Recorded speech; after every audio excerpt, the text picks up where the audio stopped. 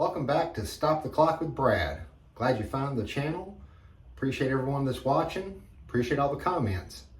If you like this video, give it a thumbs up. If you don't, please don't. Give me another, like I said, false sense of security, right? So this week, I want to talk about, does size matter? And the size I'm talking about is our body size. And I'll give you the answer right now. It absolutely does. But there's two caveats to it. If you're going to be a large person, you need to have lots and lots of muscle. Have muscle be the majority of your weight. You can't be a large person and have your body weight be super high.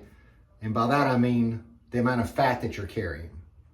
You can take two people that weigh the exact same, they're the exact same height. Say they're 225 pounds. One's body fat's around 12%, one is around 40%.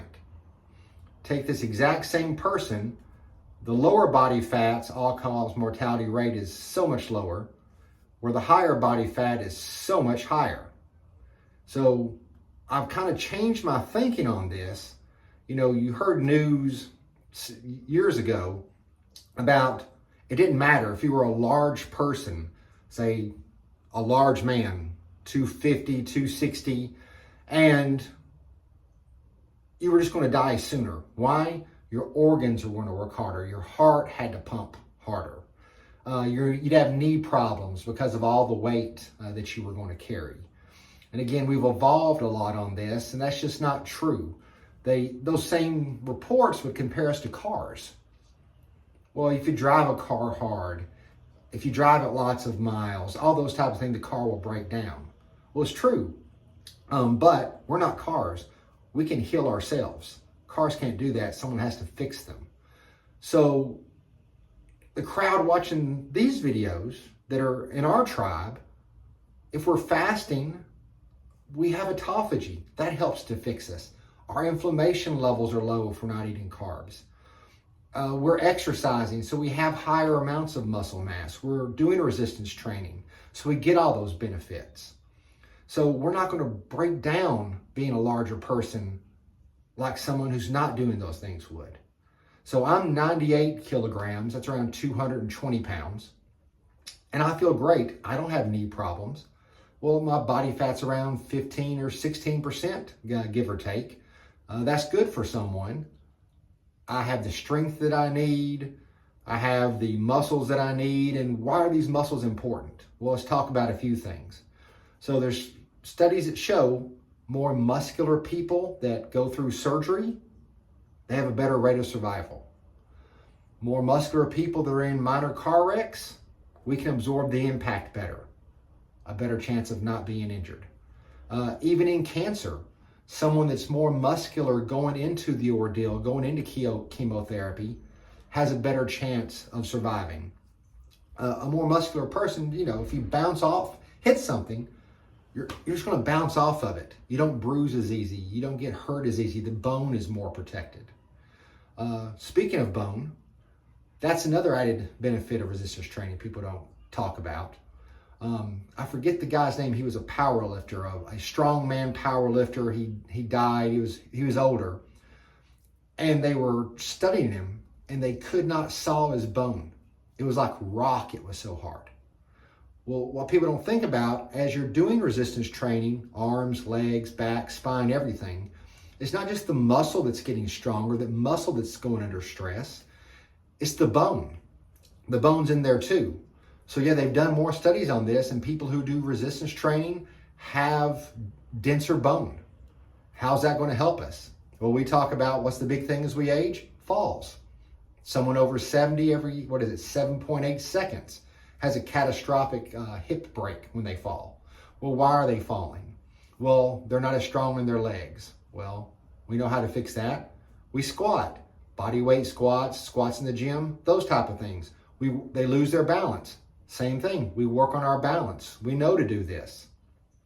But if we do fall and our bones are stronger, you have stronger, denser bones, logic tells you that bone is harder to break.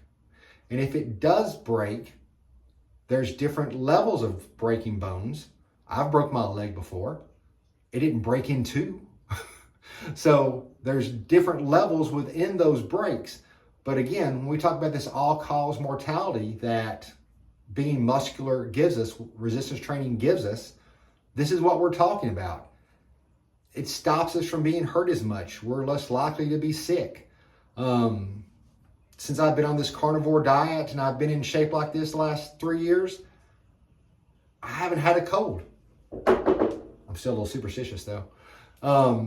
I just don't get sick. I had COVID last year.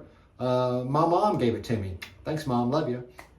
I went on like 3 24-hour fasts.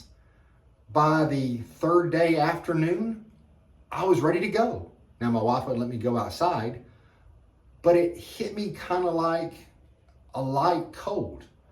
So that same strain put my mom down. She's not older than me, not in the shape that I'm in. Doesn't work out as hard as I do. And so that's the last thing that I want to talk about is intensity. One thing I've noticed being out of my home gym here in Turkey is the level of intensity in the gyms is not always what I feel like it should be. So no matter your age, no matter your experience level in the gym, once you start lifting, you know if you're going intensely or not. So I'm not talking about going to failure on like every set, but I'm talking about when you leave the gym, you should probably be tired. You should see yourself week to week to week getting stronger. I'm a big advocate of writing down in your workout journal, your workouts, so you'll remember what you did last week, the week before that. You can go back and check. You can put notes in there. I was sick this week, all those type of things. I know people use their phones for that now. I don't. I still use a book. Why? If I look at my phone to put that into my notes app or the workout app, I see everything else on the phone, and I just don't think that's a good recipe when you're in the gym.